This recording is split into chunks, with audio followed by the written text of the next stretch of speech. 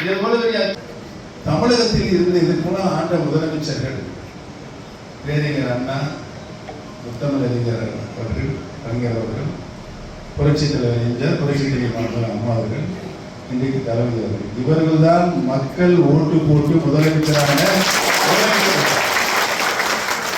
மற்றவரே எடப்பாடி பழனிசாமி முதலமைச்சர் ஆனால அவர் உட்பட நான் உட்பட நாமினேட் முதலமைச்சர் ஒத்துக்கிறாங்க.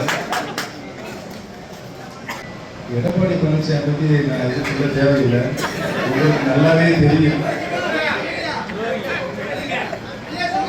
நல்லாவே தெரியும்.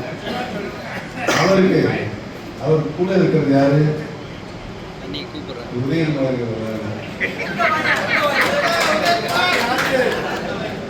நான் சொல்ல முடியாது, நீங்க சொல்ல நான் சொல்ல முடியாது. ராமநாதபுரம் எலெக்ஷன்ல நான் அப்படி நடத்திட்டு இருந்தேன். தலைவர் சொன்ன சட்ட விதியை இவர்கள் காற்றிலே பறக்க விட்டார்கள். அம்மா அவர்கள் கொடுத்த நிரந்தர பொதுச்செயலாளர் பதவியை பறித்து கொண்டார்கள் பழனிசாமி.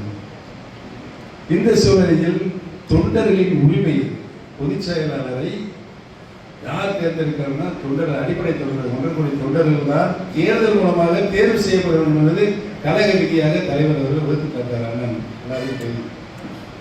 அதை நீக்கிட்டு தன்னைத்தானே பொதுச் செயலாளர் மகன் சொல்லிட்டாரு.